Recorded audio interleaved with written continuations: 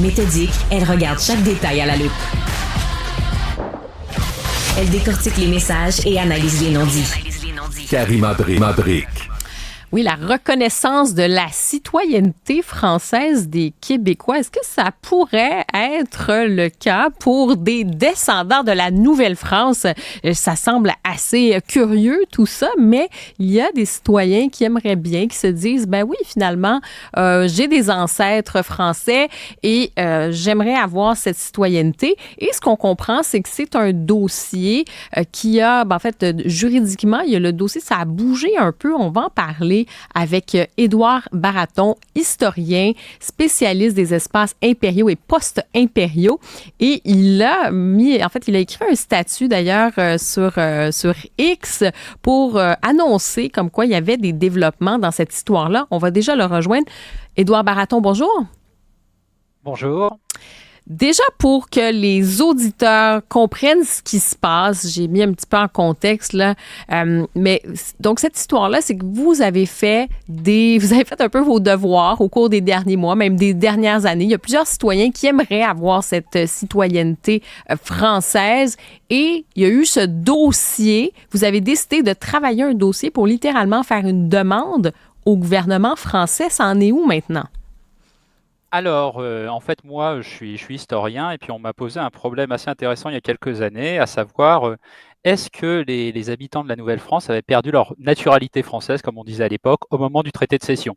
Alors, ça a une certaine importance parce que selon que vous ayez perdu votre naturalité par l'effet du traité ou par l'effet du temps, ce qu'on appelle la désuétude, vous pouvez bénéficier d'une forme d'obtention spécifique par le 21-14. D'ailleurs, il y a des conditions généalogiques, il faut avoir un lien avec la France, familial, économique, culturel ou professionnel, mais on peut poser des dossiers, c'est prévu par la loi depuis 1993.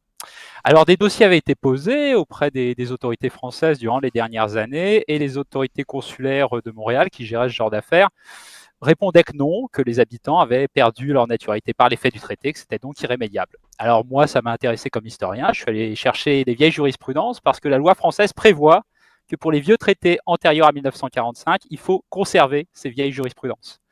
Et en fait, le dossier est assez clair d'un point de vue historique. Ça avait déjà d'ailleurs été annoncé par un historien, Pierre Chenu, en 1986. Les habitants restaient naturels français, ça se voit dans la documentation pendant presque un siècle, et donc potentiellement ils étaient ouverts à ce genre d'obtention spécifique de la nationalité. OK, donc ça, on voit un peu la genèse de cette idée, on voit qu'elle n'est pas nouvelle, mais quels sont les développements au cours des derniers jours? En fait, il s'est passé des choses, je le disais, vous avez fait une sortie sur Twitter, je vais le lire, là, vous avez dit, sur X, pardon, et vous avez dit mise à jour consulaire et possibilité de réintégration des descendants des habitants de la Nouvelle-France. Le dossier historique et juridique est tranché favorablement.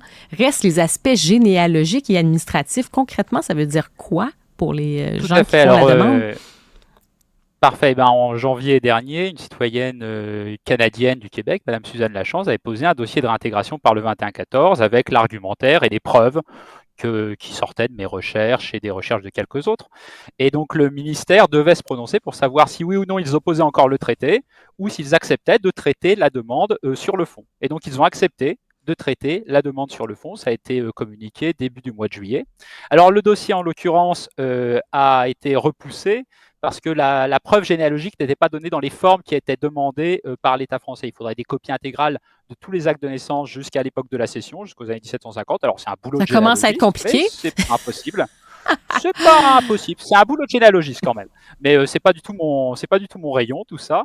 Et donc voilà, à partir du moment où l'argument du traité est tombé, il est possible de poser ce genre de démarche. Alors, visiblement, l'administration consulaire a quand même un rapport assez torturé à tout ça, puisqu'ils ont mis une mise à jour de leur site internet, ils ont enlevé leur ancienne interprétation qui s'est avérée fausse, qui était une contre-vérité paresseuse, dirons-nous, mais qui permettait d'éviter de se poser des questions.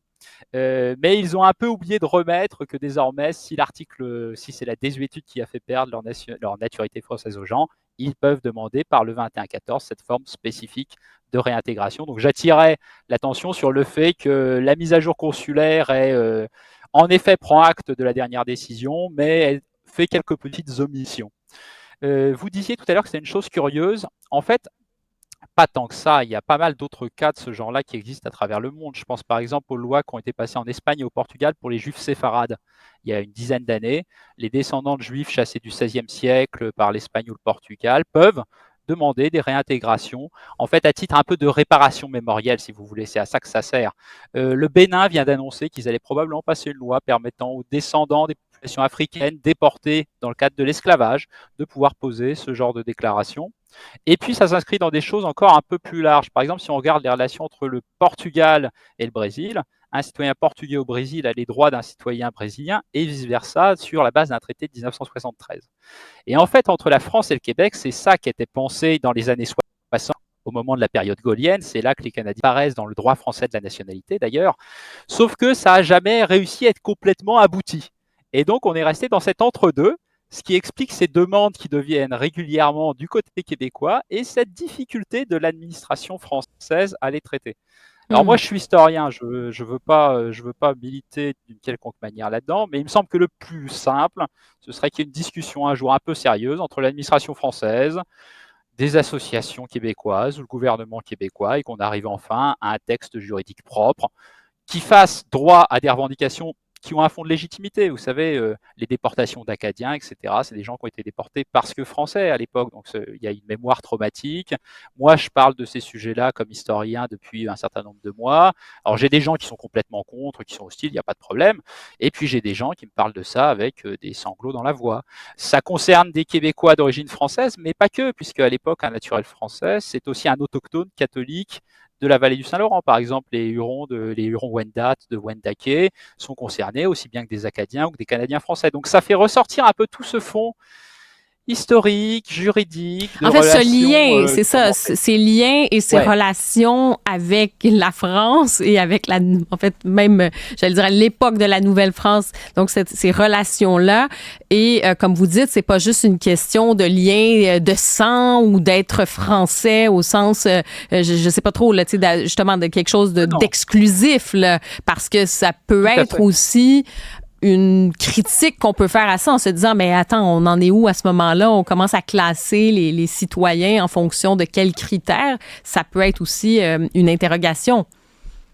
Tout à fait, et justement, du fait qu'on n'ait pas réussi à avoir une discussion vraiment solide sur le sujet, on reste dans des entre-deux. Mais par exemple, il y a un autre article du Code civil français, le 21-20, qui a été créé en 1993, à la suite d'une pétition de 20 000 Québécois, Acadiens, Franco-Ontariens, qui avaient demandé à ce que, du fait de leur rôle dans l'action pour la défense du français, etc., puissent avoir des droits à l'égard de la nationalité française. Et le législateur français a voté en 1993 cet article 21-20 du Code civil qui permet normalement à tout Canadien francophone, même sans origine française, dès lors qu'il a 5 ans d'éducation en français et qui pense de demander sa nationalité française sans attendre les 5 ans qui sont normalement imposés avant une naturalisation d'un étranger.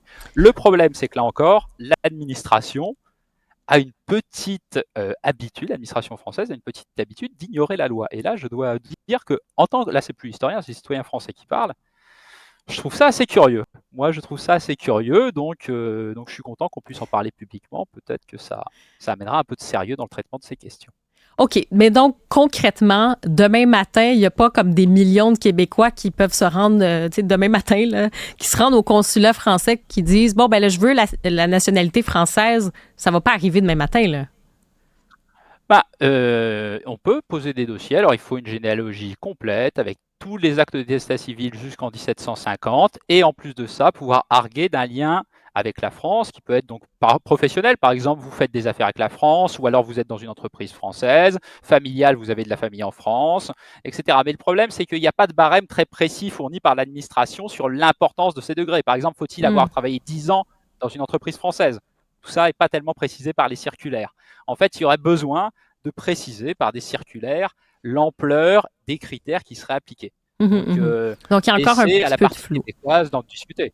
Ouais, OK. Oui, il y a donc, qu'est-ce qu'on surveille? Donc là, l'échéancier, qu'est-ce que vous surveillez? Par exemple, Madame Lachance, vous avez parlé de cette dame, elle était sortie aussi publiquement dans les médias. Elle est dans cette démarche. Qu'est-ce qui l'attend? Est-ce qu'elle va la recevoir, sa nationalité française, finalement, oui ou non? Eh ben, elle va devoir probablement, alors a priori, elle comptait le faire, donc elle va devoir reposer le dossier, mais cette fois avec un dossier généalogique dans les formes qui sont demandées par l'administration française. Et elle, sur le lien effectif avec la France, elle est membre de Québec France, donc une association de liens culturels depuis 10 ans, et elle est présidente régionale. Donc ce serait sur cette base-là, mais c'est à la jurisprudence de l'État français de préciser exactement quelle est la nature de ces liens. En fait, si l'État français voulait mettre fin à ce genre de problème, il aura une solution simple. Il supprime 3 articles du Code civil, le 17-10, le 21-14 et le 21-20. Le problème, c'est que comment justifier de tailler dans le Code civil français, vous voyez ce que je veux dire? Donc on est dans un entre-deux. Moi, je pense qu'il faut clarifier les choses. Soit il faut une petite circulaire pour dire comment ça fonctionne, de manière à ce que tout le monde sache clairement comment ça fonctionne, que ce soit ouvert de manière raisonnable, etc. Soit alors il faut dire que tout ça, on n'en veut plus, et donc il faut aller devant les députés français et leur demander d'enlever 3 articles du Code civil. C'est au choix. Mais est-ce que vous êtes optimiste là, quand même là, pour, disons, dans un délai, est-ce que ça va vraiment créer justement un précédent, mais vous êtes optimiste de ça ou qu'est-ce que vous attendez exactement maintenant à cette étape-ci, là, pour rendre ça simple pour les gens qui nous écoutent, là, qui se disent, bon, ben, est-ce que c'est possible, oui ou non? On attend quoi exactement, là? Eh bien, il y a 6 mois, tout le monde disait que c'était impossible que l'État français change sa position sur la question du traité. Bon, bah, l'État français a changé sa position sur la question du traité. Donc, c'était le principal empêchement. Le reste, on n'est que sur des questions de forme de preuve et de critères de lien. Donc, ce sont des affaires qui vont se discuter. Moi, d'une certaine manière, on est passé un peu au-delà de mon domaine, là. Maintenant, c'est à des associations, c'est à des responsables politiques, c'est à des avocats de discuter exactement des formes, des généalogistes aussi, de discuter de tout ça. Mais l'argument historique, il a sauté. Bon, ben, on va suivre ça de très, très près. Et si Madame Lachance reçoit finalement sa nationalité française officiellement, ben, en tout cas, tenez-nous au courant, on verra. Mais on voit quand même qu'il y a eu effectivement un pas qui a été franchi. Il y a une barrière qui est tombée. Alors maintenant, ben, pour la suite des choses, on va surveiller de très, très près. Édouard Baraton, historien, merci d'avoir été avec nous aujourd'hui. Merci à vous. Au revoir.